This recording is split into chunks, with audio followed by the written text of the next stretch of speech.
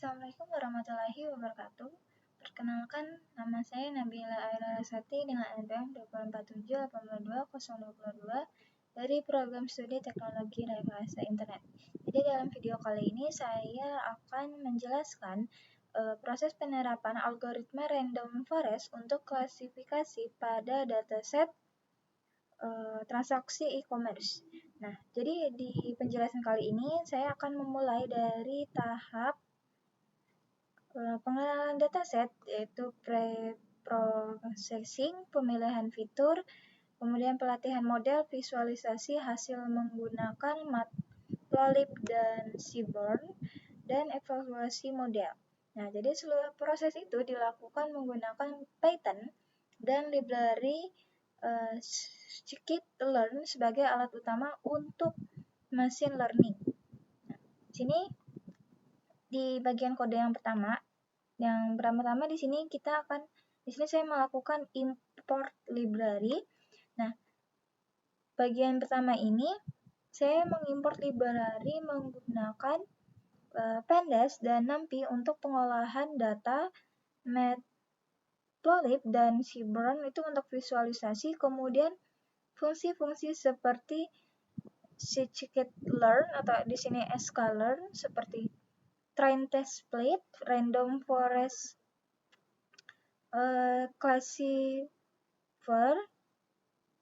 ini, serta metrik evaluasi seperti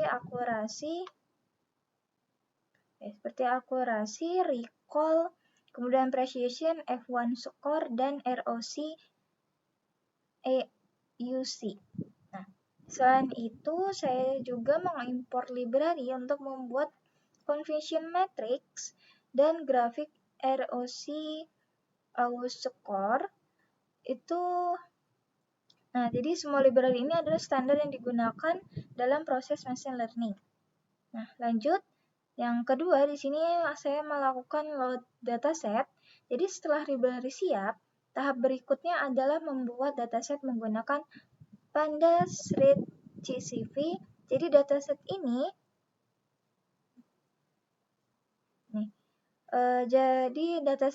dia memiliki bernama data CSV yang berisi 255.826 baris data transaksi. Nah, saya juga di sini melakukan pengecekan dengan fungsi dfhead untuk melihat contoh 5 baris pertama. Ini.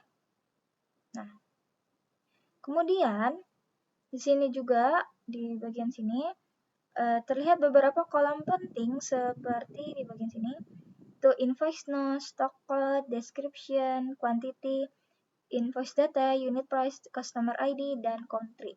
Nah, selanjutnya di bagian load dataset ini juga saya menggunakan fungsi dfinfo untuk memeriksa tipe data dan jumlah nilai yang kosong. Misalnya di bagian sini, dari output ini kan terlihat bahwa kolom customer ID itu merupakan kolom dengan nilai kosong yang paling banyak.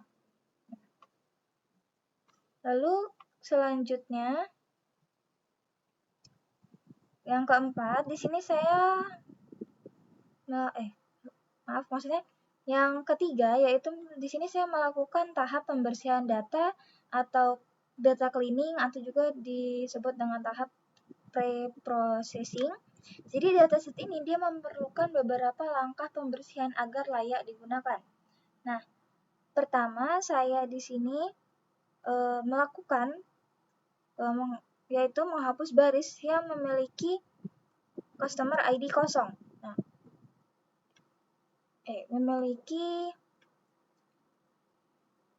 customer ID kosong. Jadi customer ID ini sangat penting karena menjadi identitas setiap pelanggan. Nah, menghapus data kosong pada kolom ini itu membantu model mendapatkan pola yang lebih stabil.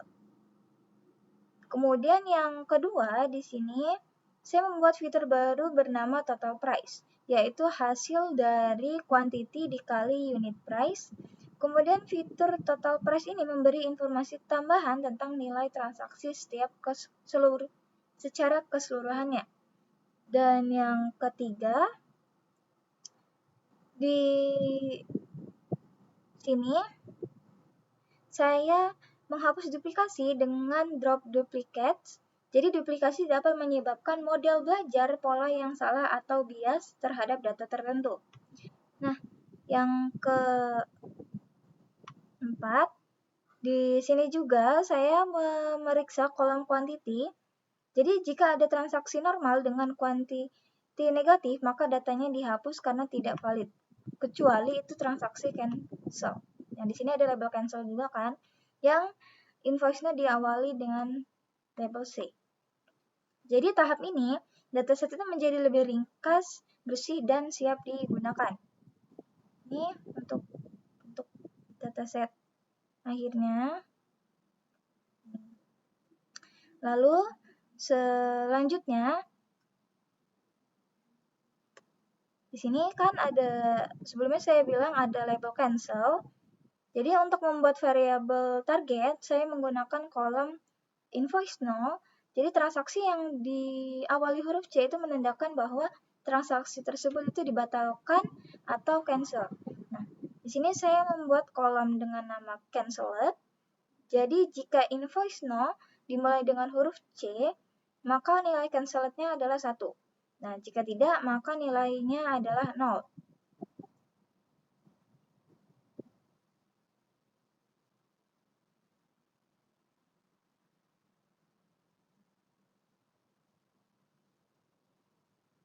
Nah, di sini kan ada setelah proses ini ditampilkan jumlah transaksi cancelnya itu berjumlah 3.889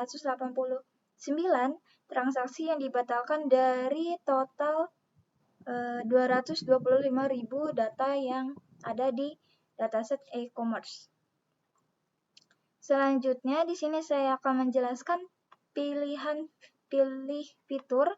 Nah, di sini ada numerik saja dan tentang train test. Jadi untuk melatih model ini saya memilih 3 fitur utama, yaitu quantity, unit price, dan total price. Jadi ketiga fitur ini adalah fitur numerik yang relevan untuk menentukan apakah transaksi mungkin termasuk kategori cancel.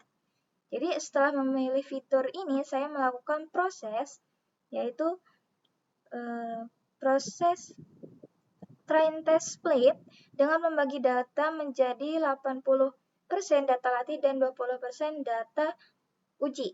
Jadi pembagian menggunakan metode stratified split agar proporsi kelas cancel dan tidak cancel itu tetap seimbang pada data latih dan data uji. Jadi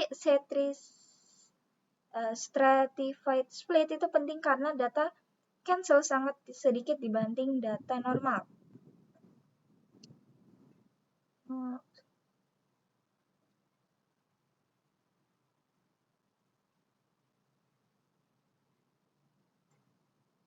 Bisa dilihat ya, ini untuk hasil outputnya.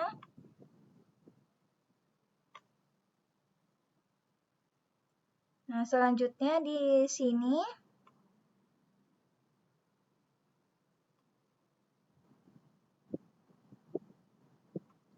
saya akan menjelaskan tentang pelatihan model random forest. Jadi di tahap ini, saya memulai pelatihan model menggunakan random forest classifier. Jadi model ini tuh bekerja dengan membantu banyak decision tree yang dilatih menggunakan sampel acak melalui proses bagging. Jadi parameter yang saya gunakan sendiri di sini antara lain itu ada n estimators 200, yaitu jumlah pohon keputusan yang digunakan. Lalu ada random state 42 agar hasil dapat direplikasi dengan jumlah yang disesuaikan. Kemudian ada classified, yaitu balance, yang artinya agar model tidak mendominasi kelas mayoritas.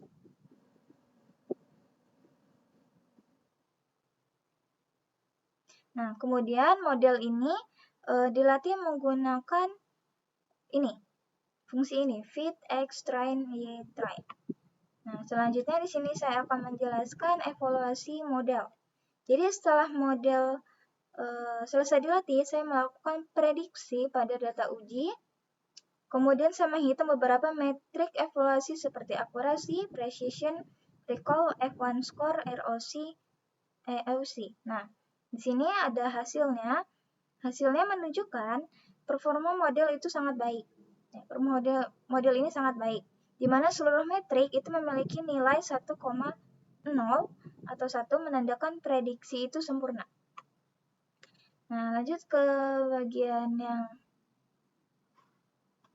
sini untuk visualisasi conversion matrix.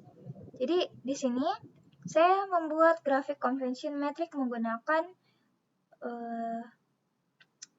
ini menggunakan library Seaborn.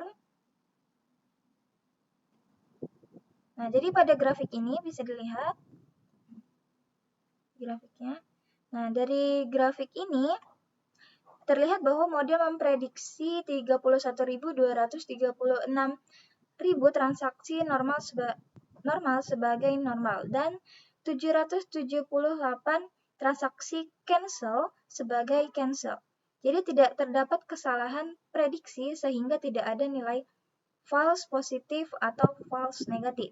Nah, di grafik conversion matrix ini dia tampil sangat bersih karena model berhasil mengenali seluruh sampel. Jadi seperti yang dibilang sebelumnya bahwa untuk penggambaran dari nilai cancel sendiri itu bernilai 1 dan untuk tidak cancel itu bernilai 0. Nah, yang selanjutnya di sini saya melakukan visualisasi untuk ROC curve.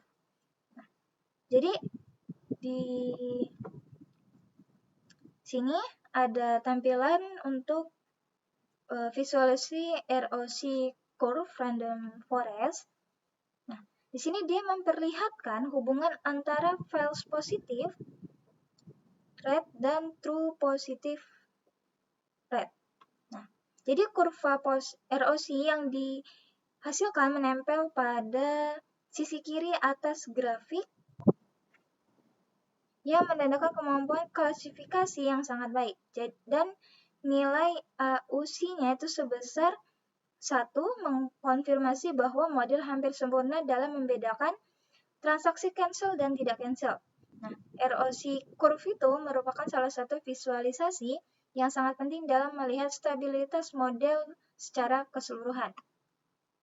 Nah, selanjutnya di sini ada visualisasi dari fitur importance. Jadi, di sini saya juga membuat grafik fitur importance yang menunjukkan seberapa besar pengaruh tiap fitur terhadap prediksi model. Nah, dari grafik sendiri terlihat bahwa fitur quantity itu memberikan kontribusi paling besar disusul oleh total price. Kemudian di unit price sendiri dia memiliki kontribusi yang paling rendah. Jadi informasi ini tuh penting untuk memahami bagaimana model membuat keputusan. Jadi kesimpulannya dari video kali ini dari algoritma random forest yang digunakan untuk mengklasifikasikan dataset e-commerce ini, yaitu bahwa algoritma random forest itu memberikan performa yang sangat baik pada dataset e-commerce yang digunakan. Jadi semua metrik evaluasi itu bernilai maksimum. Semua metrik ROC dan AUC-nya juga sempurna dan hasil visualisasinya ini sangat jelas. Jadi di sini juga kan ditampilkan untuk fitur quantity dan total price itu menjadi fitur yang paling berpengaruh dalam membedakan transaksi cancel dan tidak cancel. Nah, model ini tuh dapat dijadikan dasar penerapan sistem deteksi transaksi bermasalah dalam konteks e-commerce. Nah, mungkin hanya itu saja yang dapat saya jelaskan dalam video kali ini tentang algoritma random forest pada dataset transaksi e-commerce. Mohon maaf bila ada salah kata atau kurang bisa dipahami. Saya akhiri. Wassalamualaikum warahmatullahi wabarakatuh.